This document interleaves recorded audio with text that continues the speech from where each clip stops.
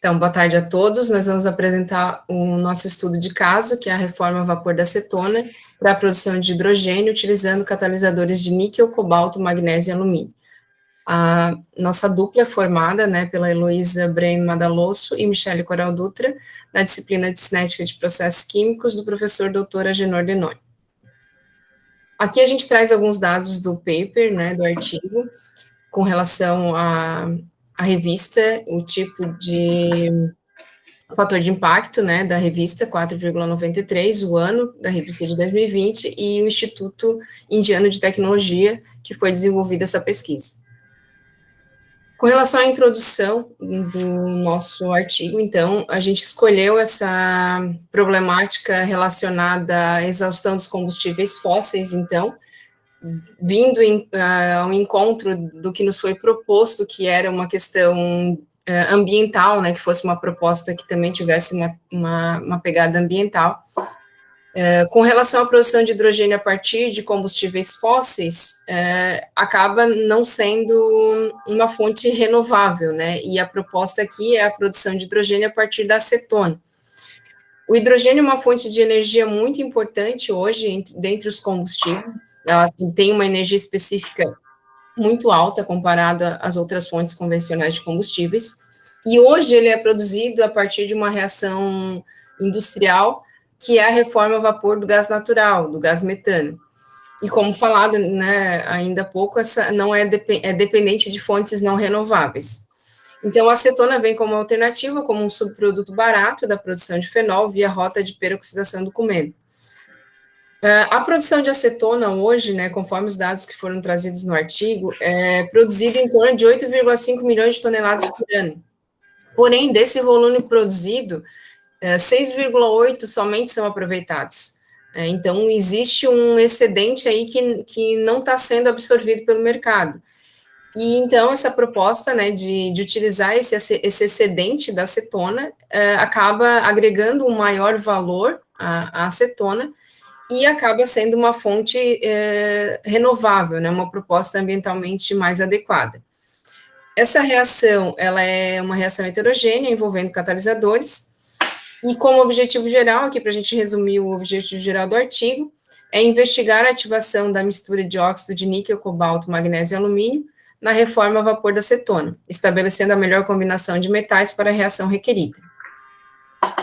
Com relação à metodologia do artigo, então, ele foi feita a síntese via coprecipitação dos catalisadores, foi testada a razão de níquel e cobalto nas razões 0,3, 1 e 3. A caracterização dos catalisadores foram feitas DRX, para análise de superfície química, FECEM e BET para morfologia, e o TGA para análise térmica aqui dos catalisadores. Também foi feito um teste de deposição de carbono para verificar a desativação do catalisador. E aqui, com relação a esse teste, a gente já pode até adiantar que foi adicionado cobalto, para aumentar a dispersão de níquel e reduzir a deposição de carbono. Quando o níquel ele é utilizado de forma isolada, como é o caso também da produção de hidrogênio a partir de gás metano na forma mais convencional hoje, a gente tem um problema que é a deposição de carbono sobre a superfície do catalisador. E com a adição de cobalto, viu-se que esse efeito foi minimizado. O magnésio e o alumínio ele foi utilizado também com o objetivo de aumentar a estabilidade do catalisador. Também foram feitos testes de atividade, a 500 graus Celsius, na razão molar de 6:1, com relação ao vapor d'água e acetona. Foi utilizado 12,1 kg de catalisador por hora por quilomol de acetona. E a reforma a vapor da acetona foi feito testes variando temperatura, razão molar e space time. Com relação aos resultados, então aqui nessa tabela a gente percebe as rotas possíveis da reação de reforma a vapor da acetona. Então, com o uso de vapor d'água de forma estequiometricamente em excesso, a gente tem aqui alguns subprodutos gerados, que é o CO, por exemplo, a formação de o CO reagindo depois com água novamente para a formação de CO2. Em outra rota aqui, a gente percebe também a possibilidade de formação de C2H6. nessa rota, depois reagindo novamente com água, a produção de CO.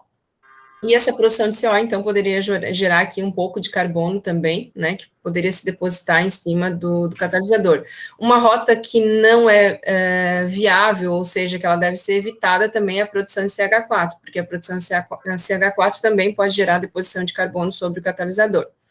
Então, buscou-se minimizar isso, né, e no gráfico, no próximo slide, a gente consegue perceber quais foram os melhores resultados para evitar essa desativação do catalisador por formação de carbono.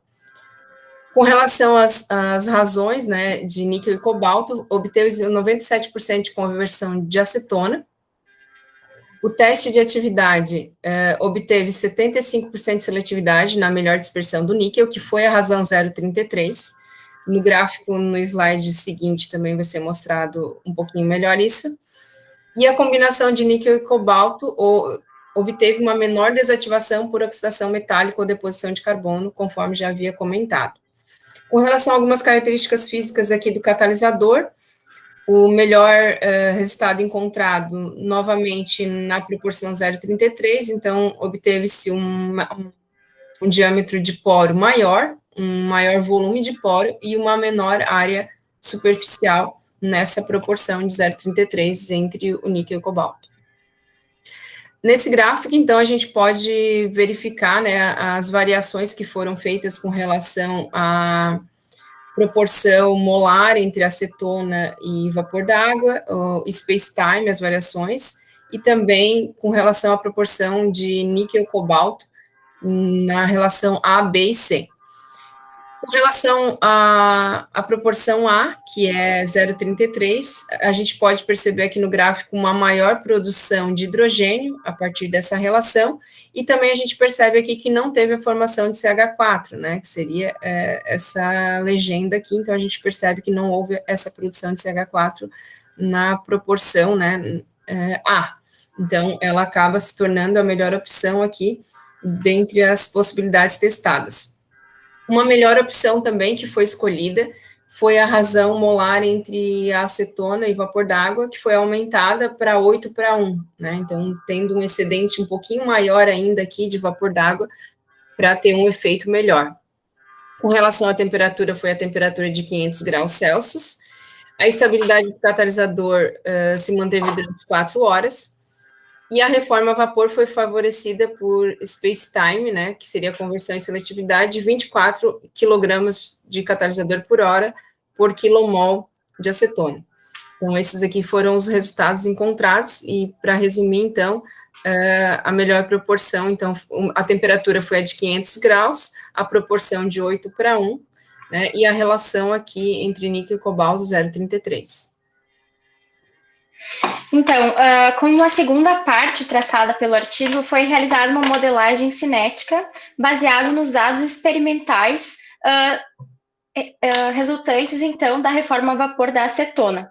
Então, para fazer a modelagem cinética, dados experimentais nas 3 temperaturas estudadas foram selecionados, onde a razão molar entre acetona e vapor da água foi fixada como 8:1, e o space-time foi variado entre 10 e 24 kg de catalisador hora por quilomol de acetona. Então, através dos dados experimentais, foram propostos 2 modelos cinéticos.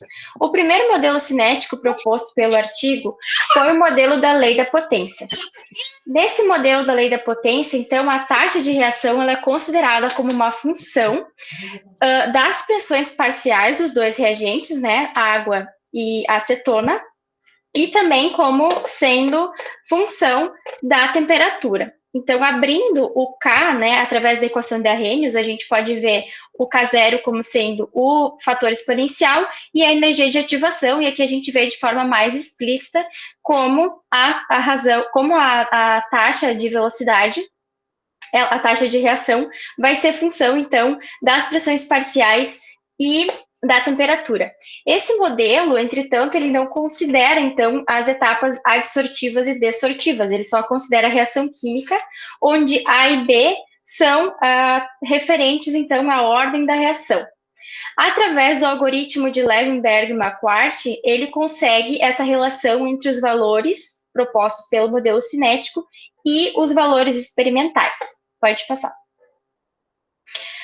Através do modelo da lei de potência, a gente consegue essa equação para a taxa de reação, como sendo 585 o nosso valor de K e 42,5 a energia de ativação.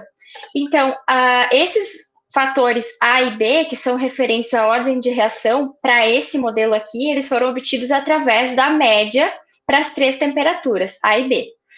A gente pode verificar que esse modelo ele se encaixa bem para a temperatura de 450 graus, a gente tem um ajuste bem grande de 0,99 R², mas para maiores temperaturas ele não tem um bom ajuste, então o R se desaproxima, se afasta no caso de 1.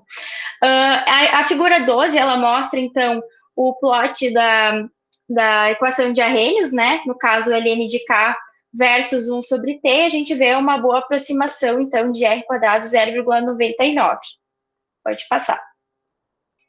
O segundo modelo cinético proposto pelo artigo é o modelo LWWH. Então, nesse modelo, as etapas de adsorção e de desorção, elas são consideradas no modelo. Aqui, conforme descrito pelas equações, nós temos 2 etapas de adsorção, né? Nós temos, primeiramente, a adsorção da acetona, depois a adsorção da água. A etapa de reação superficial, onde nós temos os 2 reagentes, acetona e água, adsorvidos em 2 sítios ativos diferentes do catalisador, eles vão reagir. E a etapa adsortiva, então, que vai liberar o nosso C mais o D, né? Que seria C o CO2 e D o H2, que é o nosso produto principal. O artigo, ele supõe que a etapa limitante da velocidade da reação é a etapa desortiva. Pode passar. Então, tratando como essa suposição e fazendo o equacionamento correto, de acordo com o que a gente aprendeu nessa parte da disciplina de cinética, a taxa de reação química, ela vai, então, ser apresentada por essa equação, apresentada aqui no slide, e ela vai ser uma função das pressões parciais, né, dos reagentes, também do K, então vai relacionar também temperatura, mas vai ser função também dessas constantes de equilíbrio K1, K2 e K3. Então, através de uma linearização e uma resolução dessa regressão linear múltipla utilizando o software Polymath, os valores, né, de K1, K2 e K3 e também de K para as 3 temperaturas são apresentados na tabela 9. E o que a gente pode verificar através dessa tabela é que esse modelo teve um ótimo ajuste para a temperatura de 450 graus, tivemos um R² de 0,99, mas que o ajuste do modelo começou a piorar conforme aumentava a temperatura. Não é feita nenhuma discussão em relação a isso, apresentada nesse artigo, mas, conforme o que a gente aprendeu em aula, a gente pode verificar que talvez a etapa desortiva não seja mais a etapa limitante da reação química, aumentando-se a temperatura, ou seja, a temperatura pode acelerar a desorção e, dessa forma, fazer com que a reação química seja limitada por outra etapa dessas 3 estudadas. Então, além disso, a gente verifica que a energia de ativação através do plot de Arrhenius realizado para esse modelo, ela é bem parecida com o do outro modelo, né, 44,4 kJ por mol, e um fator de frequência de 7,42 vezes 10 na 2 kmol por quilograma de catalisador, hora ATM. Pode passar. Como conclusões principais desse trabalho, então, esse trabalho apresentou uma forma barata, né, e simples, né, uma síntese via coprecipitação, para se produzir um catalisador efetivo na reação de reforma a vapor da acetona para produzir hidrogênio. Então, os parâmetros cinéticos, seletividade e conversão foram bem altos para a razão escolhida de níquel-cobalto. A adição de cobalto, ela aumentou a dispersão do níquel e diminuiu a desativação do catalisador, ou seja, diminuiu a deposição de carbono nesse catalisador. A fase envolvendo magnésio e alumínio aumentou a estabilidade, né, visto que os testes evidenciaram uma estabilidade grande do catalisador após 4 horas de reação.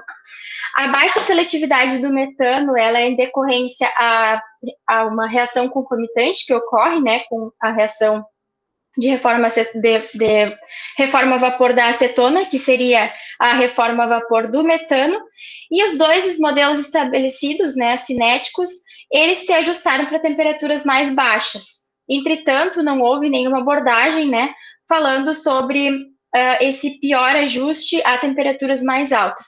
Então, de forma geral, esse artigo nos mostrou um estudo de caso, onde a reforma a vapor da acetona produz hidrogênio em uma reação catalisada e apresenta-se, então, como uma forma de agregar valor a um subproduto industrial largamente produzido, que é a acetona, formando, então, dando origem a um combustível extremamente limpo e eficaz disponível, né? Então, seria isso, pessoal. Muito obrigada.